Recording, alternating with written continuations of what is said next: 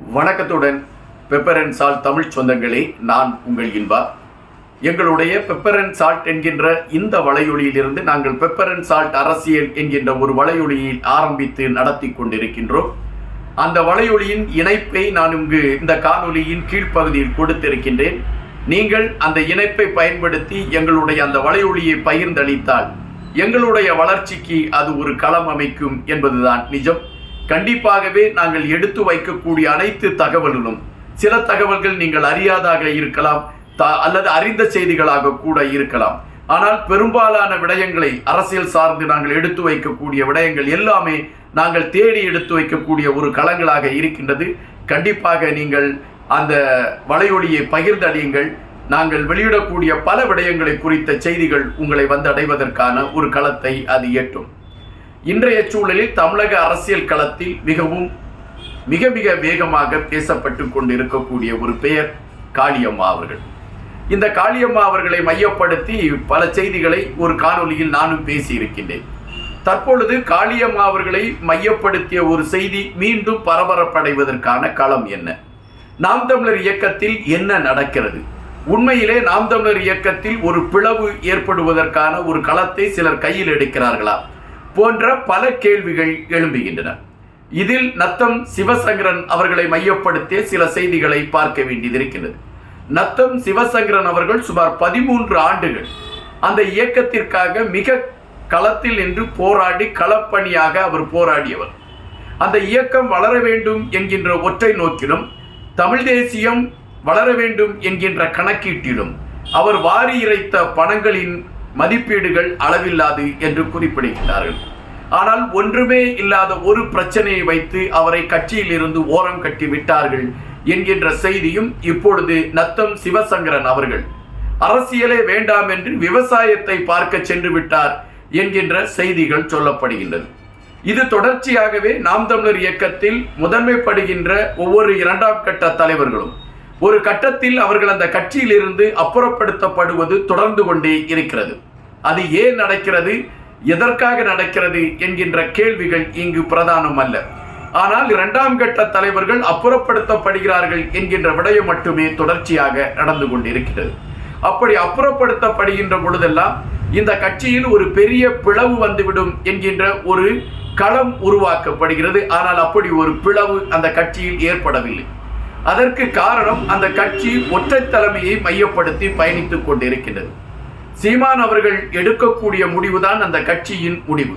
எனவே சீமான் அவர்களை மீறி அந்த கட்சியை சார்ந்த இரண்டாம் கட்ட தலைவர்கள் வளர்ச்சி அடைவதற்கான முயற்சிகளை எடுப்பார்கள் என்றால் அவர்கள் கட்சியிலிருந்து அப்புறப்படுத்தப்படுவார்கள் அல்லது அப்புறமாகி விடுவார்கள் என்பதை நாம் புரிய வேண்டியதாக இருக்கிறது. இது நாம் பல இரண்டாம் கட்ட தலைவர்களை குறித்து நாம் அறியக்கூடிய செய்தி. தற்பொழுது காளியம்மா அவர்களை மையப்படுத்திய செய்தி. காளியம்மா அவர்கள் மீது எந்த விதமான விமர்சனங்கள் வைக்கப்பட்டது, எந்த விதமான செய்திகள் உருவாக்கப்பட்டது என்கின்ற தகவல்கள் எல்லாம் நமக்கு தெரியாது. ஆனால் காளியம்மா அவர்கள் மீது சீமான் அவர்கள் குறிப்பிட்டதாக ஒரு வார்த்தை பதிவிட்டதாக ஒரு செய்தி குரல் பதிவு மூலம் வெளியே வந்தது. அந்த குரல் பதிவு மூலம் வெளியே வந்த மறுநிமிடமே காளியம்மா அவர்கள் வெளியே வந்து, அண்ணன் அவர்கள் உரிமையில் தான் இதை என்னை பற்றி சொல்லி இருக்கிறார், இதை மற்றவர்கள் பெரிதுபடுத்த வேண்டிய தேவையில்லை என்கின்ற வார்த்தையை அவர் குறிப்பிட்டிருந்தார். இந்த பிரச்சனை அங்கேயே முடிந்திருப்பதற்கான வாய்ப்பு உண்டு. ஆனால் காளியம்மா அவர்கள் ஒரு நீண்ட மௌனத்தை கடைபிடித்து விட்டார். இந்த மௌனம் காளியம்மா மனதில் இருக்கக்கூடிய மன வருத்தத்தை வெளி உலகுக்கு கொண்டு வருவதற்கான ஒரு களத்தை அது உருவாக்கியது.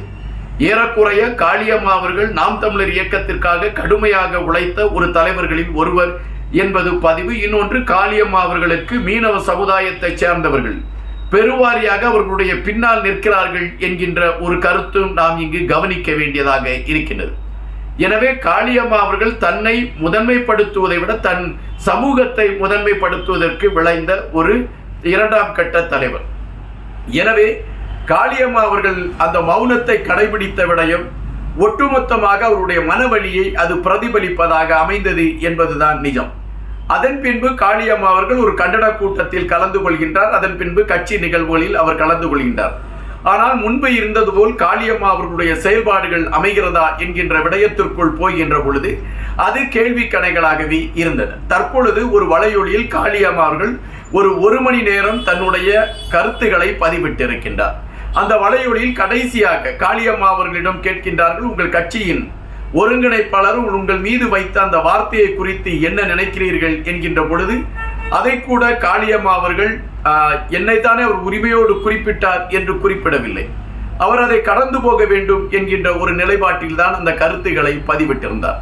இந்த ஒரு மணி நேரத்தில் காளியம்மா பதிவிட்டிருக்கக்கூடிய அந்த கருத்துக்களில் எந்த இடத்திலும் அவர் சீமான் அவர்களுடைய பெயரை குறிப்பிடவில்லை, அல்லது அண்ணன் என்கின்ற வார்த்தையை கூட குறிப்பிடவில்லை, நாம் தமிழர் இயக்கத்தை அவர் குறிப்பிடவில்லை. ஒட்டுமொத்தமாக மீனவ சமுதாயத்திற்கான மறுமலர்ச்சி, இந்த தமிழ் தேசியத்தை மையப்படுத்திய கருத்துகள், மது சார்ந்த விடயத்திற்கு எதிரான கருத்துகள் போன்றவற்றை அவர் பதிவு செய்திருந்தார். அவைகளைத்தான் அதில் பிரதானமாக குறிப்பிட்டிருந்தார். இதற்கு முன்பு காளியம்மா அவர்களை மையப்படுத்தி சில தகவல்கள் வெளியாயின. அவர் பாரதிய ஜனதா கட்சியில் இணைவதற்கான முயற்சிகளை எடுத்துக்கொண்டிருக்கிறார் என்றும் அதிமுகவில் அவர் இணைவ போகிறார் என்கின்ற செய்திகளும் வந்து கொண்டு இருந்தன. ஆனால் அப்பொழுதெல்லாம் அதை மையப்படுத்திய செய்திகள் வந்த பொழுதெல்லாம் நாம் தமிழர் இயக்கத்தை சார்ந்த தம்பிகள் எங்கள் காளியம்மா அவர்கள் இப்படி ஒரு முடிவை எடுக்க மாட்டார் என்கின்ற கருத்துக்களை தான் பதிவிட்டார்கள். அதை ஆணித்தரமாக பதிவிட்டார்கள். ஆனால் அதன் பின்பு விஜய் அவர்கள் கொடி அறிமுகப்படுத்தப்பட்ட பின்பு காளியம்மா அவர்கள் விஜயின் கட்சியில் இணைய இருக்கிறார் என்றும் அதற்கான பேச்சுவார்த்தைகள் பேசி முடிக்கப்பட்டு விட்டது என்கின்ற செய்திகளும் வெளியே வந்தன.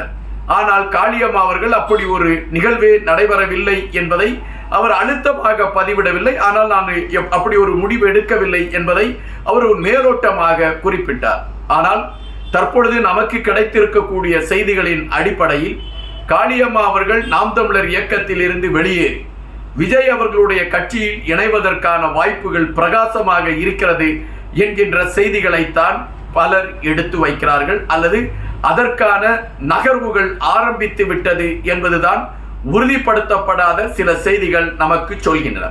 அந்த செய்திகளின் அடிப்படையில் காளியம்மா அவர்களுக்கு ஒரு முதன்மையான பதவியை விஜய் கட்சியில் கொடுப்பதற்கான பேச்சுவார்த்தைகளும், அதன் அடிப்படையில் காளியம்மா அவர்கள் விஜய் கட்சியில் இணைய போகின்ற விடயமும், மீனவ சமுதாயத்தைச் சேர்ந்தவர்கள் விஜய் கட்சிக்கு ஆதரவான ஒரு களத்தை எடுப்பதற்கான முயற்சிகளும் அரங்கேறுவதற்கான சூழல் உருவாக்கப்பட்டு விட்டது என்கின்ற செய்திகள் இப்பொழுது உறுதிப்படுத்தப்படுகின்றது.